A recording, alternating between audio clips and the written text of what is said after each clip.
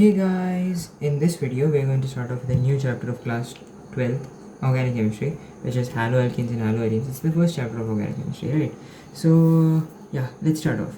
Halo in haloalkanes refers to halogens, the presence of halogens in these compounds. So halo in this name, in these compounds, just refers to the presence of halogens in this compound. And what does halogen mean?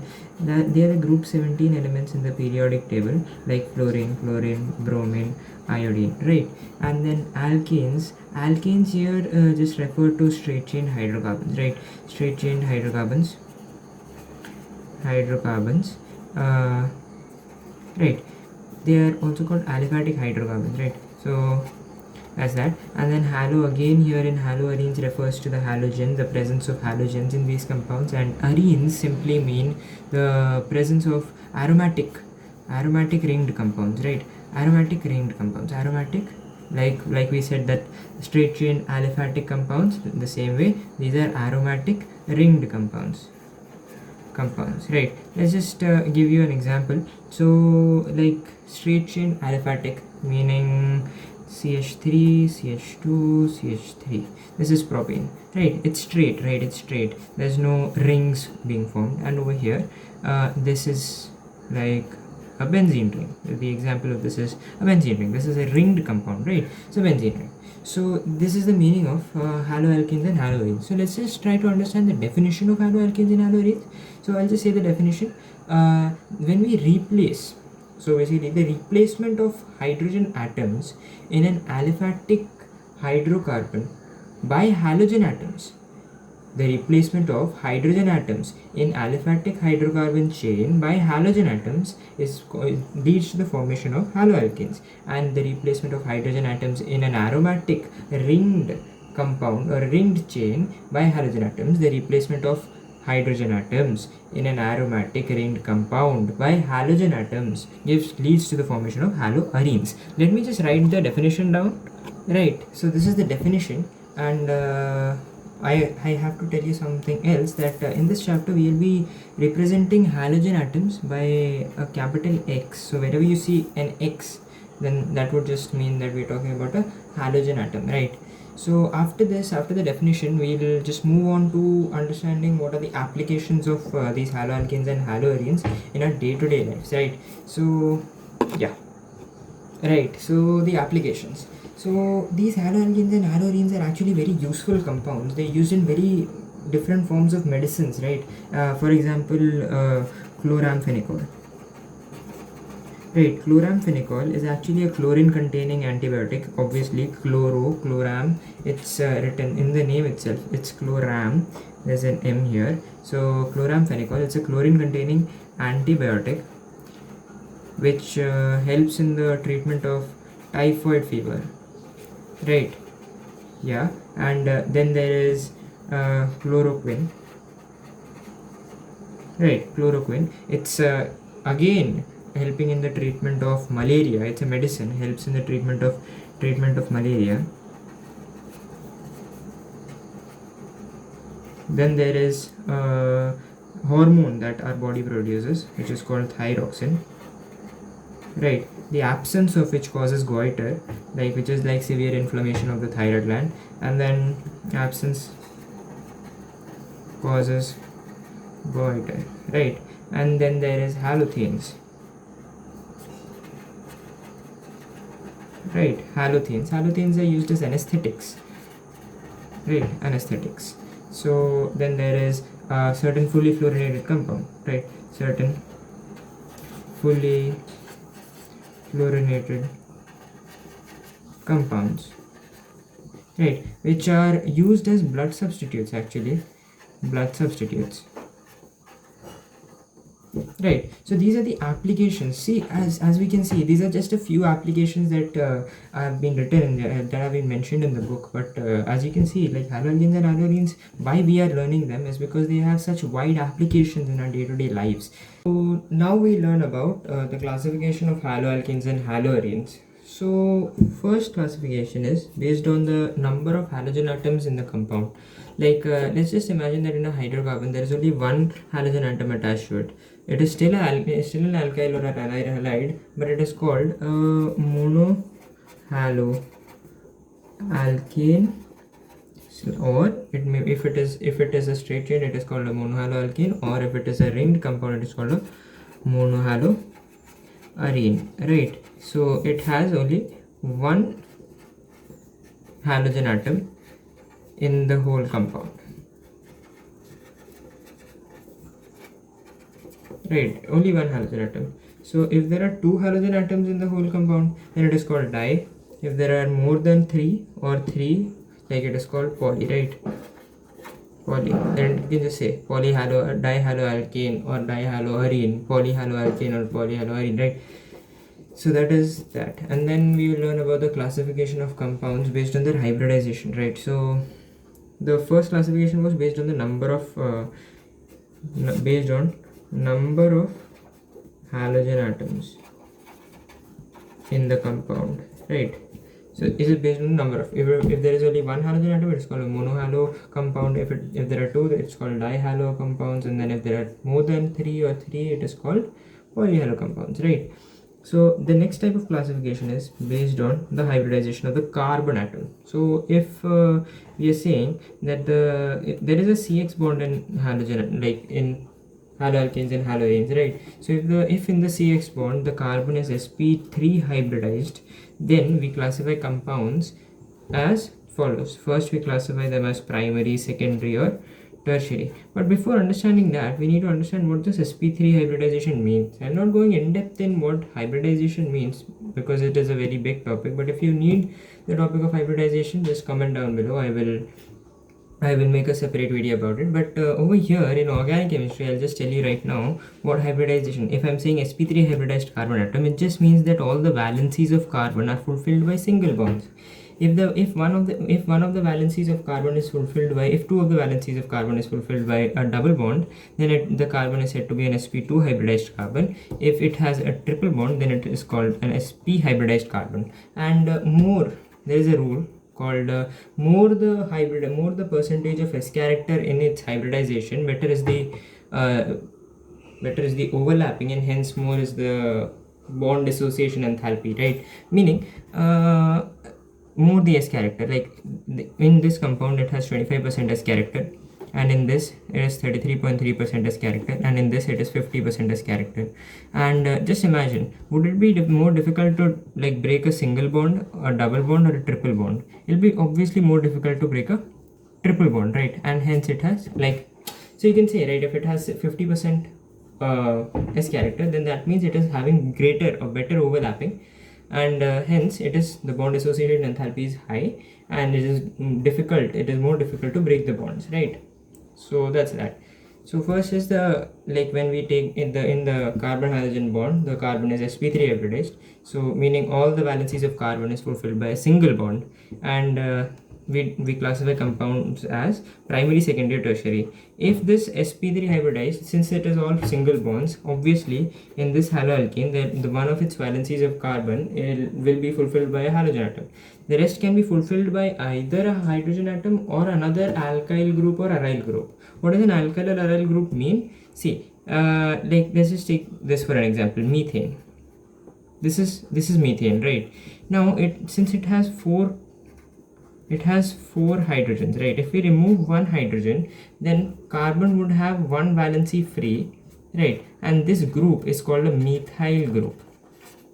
This group is called a methyl group. In general, we can say if this is an alkane, and if we remove the hydrogen of an alkane, then it becomes an alkyl group. If we remove one hydrogen of the alkane, it becomes an alkyl group. So either the single valencies of this carbon, the rest three single valencies of this carbon can be fulfilled by a hydrogen or an alkyl or aryl group. Alkyl or aryl group. This is an alkyl group, this is an aryl group, this is a hydrogen, right? So either the valency of this carbon can be fulfilled by a hydrogen or an aryl group or an alkyl group, right? So based on that, we classify them as primary, secondary, tertiary. If there's only one alkyl or aryl group that is fulfilling, if only one valency is being fulfilled by an alkyl or aryl group in this carbon, and the rest are fulfilled by hydrogen, it is called a primary alkyl halide. Meaning the carbon here itself is called a primary carbon, right? Because only one alkyl or aryl group is attached to fulfill the valency. Only one valency is being fulfilled by an alkyl or aryl group.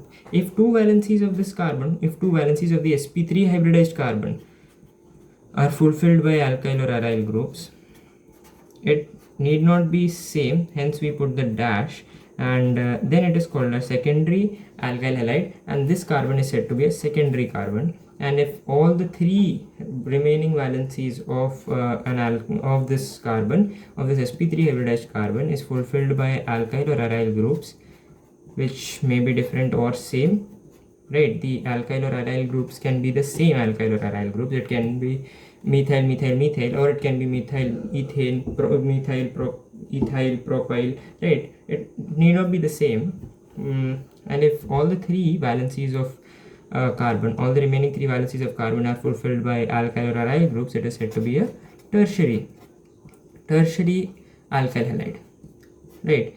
Or this is a tertiary carbon.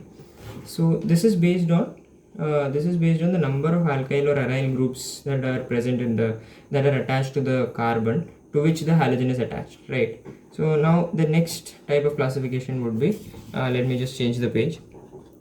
So the next type of classification would be if the carbon to which the halogen atom is attached is an allylic carbon. Now what does an allylic carbon mean, right? This is allylic alkyl halide classification, right? If the halogen is attached to an allylic carbon, what does an allylic carbon mean? An allylic carbon is an sp3 hybridized carbon atom, adjacent to a carbon-carbon double bond. Meaning, if this is a allylic carbon, right? Because it is an sp3 hybridized carbon atom. The rest of its valencies will be fulfilled by some hydrogen or some other kind of single bonds, right? And it is attached to a carbon atom which is sp2 hybridized and is participating in a double bond, right? So the carbon atom, sp3 hybridized carbon atom adjacent to a carbon-carbon double bond is said to be a allylic carbon. And if to this allylic carbon halogen atom is attached, if to this sp3 hybridized allylic carbon a halogen atom is attached, this is said to be an allylic alkyl halide. Simple, right? So you need to, like, when you're saying, if in the exam they may ask, like, what is an alkyl halide? So you need to say that when a halogen atom is attached to an sp3 hybridized, keep in mind this hybridization you have to mention it in the exams, right? So if the halogen atom is attached to an sp3 hybridized carbon atom which is adjacent to a carbon-carbon double bond, then it is called an allylic alkyl halide, right? Then we go to benzylic.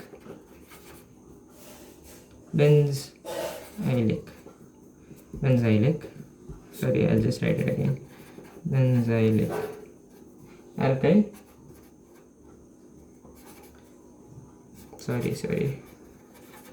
Benzylic alkyl halide, right? So then we move on to benzylic alkyl halide. What is a benzylic alkyl halide? First we'll understand what is a benzylic carbon. So if there is an sp3 hybridized carbon which is attached to a carbon atom in a benzene ring, this carbon would obviously be sp2 hybridized carbon, this carbon, as it is participating in a double bond. So you can also say that if a carbon atom is attached to an sp2 hybridized carbon atom in a benzene ring, then it is called a benzylic carbon atom. Benzylic carbon atom, right? And if a halogen atom is attached to this benzylic carbon atom, then this is called a benzylic alkyl halide, right? So this is the classification of compounds based on, like, the sp3 hybridized. If in the CX bond the carbon atom is sp3 hybridized carbon atom, there are three classifications that we learned. First is the primary, secondary, tertiary. depending on number of alkyl or aryl groups that are attached to the carbon atom to which the halogen atom is attached, and then is the allylic alkyl halides, and then is the benzylic alkyl halides, right? Now we learn about the classification of compounds where in the CX bond the carbon is sp2 hybridized, right? So let me just change the page. Right, so sp, when in the CX bond the carbon atom is sp2 hybridized, right? So first is the vinylic alkyl halide, right? Meaning this is a very simple classification. When the halogen atom, let's understand what a vinylic carbon is. Any carbon in a double bond in a straight chain double bond is said to be vinylic, right? It's not necessarily straight chain, it can be a ringed compound also. And if a halogen atom is attached to this carbon in a double bond, then it is said to be a vinylic alkylide. Now notice this carbon would be sp2 hybridized, and that is why it is coming under this, right? Because we learnt about if in the CX bond the carbon is sp2 hybridized, so obviously this carbon is sp2 hybridized, right? Whereas in the case of allylic, as we learnt in the CX bond where the carbon is sp3 hybridized, in allylic you saw that the carbon atom to which the halogen was attached was sp3 hybridized, right? So that is those are small differences that you need to understand and remember, right? This is a vinylic alkyl halide where the halogen atom is attached to an sp2 hybridized carbon atom in a double bond, carbon-carbon double bond, right? Then there is the second type, which is the aryl halides, right? Aryl halides are simply if the halogen atom is attached to carbon atom in a benzene ring, right? That is a simple aryl halide. It's very simple, right? So if the halogen atom is attached to an sp2 hybridized carbon atom in a benzene ring, it's called aryl halide, right? So these are the classifications for sp2 sp2 hybridized carbon atom, right? Now we learn about if there are two halogen atoms in the compound, like dihalo compounds, right? Dihalo compounds can also be divided as gem dihalides, geminal or gem dihalides, right? Geminal halide or gem dihalide, or it can be vicinal halide or Wick dihalide. What does this mean? See, if there are two halogen atoms, right? If there are two halogen atoms, based on where the two halogen atoms are attached, they can be classified as geminal or vicinal, right? It's very simple. Like if let's just say that you have ethane, right? CH3, and you have CH, right? And if both the halogen atoms are attached to a single carbon atom, it is called geminal. If both the halogen atoms in a dihaloalkane are attached to a single carbon, it is called a gem dihalide or a geminal halide. If they are said to be vicinal, that means that both the halogen atoms are attached to adjacent carbon atoms. Both the halogen atoms are attached to adjacent carbon atoms, right? Then they are called vicinal or Wick dihalide. Vicinal halide or Wick dihalide. Very simple classification, right? So now let's move on to the nomenclature. Let me just change the page.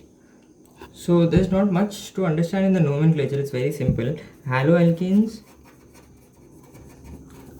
haloarenes, these both are the IUPAC naming, right? These two come under IUPAC naming. And if you're taking alkyl halide or aryl halide, then these two come under common naming. I'll take a detailed video on like the nomenclature, IUPAC nomenclature and common nomenclature of compounds, because right now in this chapter, if we start with so in that I'll just take the whole nomenclature, like from the basics, right? So instead of starting that nomenclature from here, I'll just make a separate video about it because it's going to be long. So for now you can just understand this, okay? Why, how is it, like, let's just do some examples. For example, let's say you have CH3 CH2X, right? You have CH3 CH2X, which, like, what is it? This is ethane, like ethane. And over here just say, if we have a CH2 CH3 CH2Cl, which is an example. X can be FCl, FBr, anything, right? So any halogens, right? So haloalkanes, if you are naming this compound by IUPAC nomenclature, just think haloalkanes. What is the halogen in this compound? Chlorine, right? So instead of saying chlorine, as it is, instead of saying halogen, they are saying halo, right? So instead of saying chlorine, we'll say chloro, and then there is alkane. What is the alkane over here? Ethane. So it is ethane. And this is the IUPAC nomenclature of this compound. Simple. And if we are saying, if we need to name this compound in a common nomenclature, then we will simply say, what is the alkyl group over here? Ethyl group, right? So it will be ethyl. And what is the halide over here? Chloride. Like, instead of saying chlorine, I'll say chloride because there is a halide, right? Chloride. So ethyl chloride, that is the common nomenclature. This is the IUPAC nomenclature. This is the simple way of learning nomenclature. I'll take a detailed lecture later, right? Then we'll move on to the nature of the CX bond, right? Nature of CX bond, like, that is a very simple topic. See, as you know, halogen atoms are group 17 elements. For knowing this, you need to know a bit about electronegativity and how the atoms are working, right? So halogen atoms are coming in the group 17 elements, right? If in group 17 elements, what are the number of valence electrons? There are 7 valence electrons, right, in group 17 elements. And how many electrons do they need for attaining the noble gas configuration? They just need 1 electron, right, to attain noble gas configuration. And hence these compounds in these elements in this group are said to be highly electronegative, meaning they need electrons. They just need 1 electron to complete their noble gas configuration. So they are highly in need of electrons, and wherever they find electrons, they'll start pulling electrons. So carbon, when attached to this halogen atom, since halogen atoms are so electronegative, what happens is that in this bond there are 2 electrons, right? In this bond there are 2 electrons. Now if there are 2 electrons, this halogen atom will try to pull these 2 electrons towards itself because it is so electronegative, right? So what will happen is that the carbon will develop, because electrons are going away from carbon, so carbon will develop a partial positive charge, and the halogen will develop a partial negative charge. And hence we say that this carbon halogen bond is polar, right? What does this mean? This just means that there is a separation of charges. Like over here, when the carbon atom was attached to a hydrogen atom, there was no polarization. There is no separation of charge, because nor carbon nor hydrogen have a significant electronegativity difference, right? They both don't have a significant electronegativity difference. But over here, carbon and halogen having very high electronegativity difference, what happens is that the halogen atom tries to pull the electrons in the covalent bond towards itself, right? And hence it gains a partial negative charge, and carbon gains a partial positive charge, creating charges, right? And hence it is called a polar bond, right? And this is the nature of the carbon halogen bond. Yeah, that is it for the nature of carbon halogen bond. That is all for the nature of carbon halogen bond. And in the next class we'll learn about the methods of preparation of haloalkanes and haloarenes, and after that we learn about like the preparation of haloarenes, and then we learn about the physical properties, like in which the boiling point and everything comes, and then we learn about the chemical properties, right? That's it for this video. Thank you so much for watching. If you like the video, comment, share, subscribe and everything, right? Thank you so much.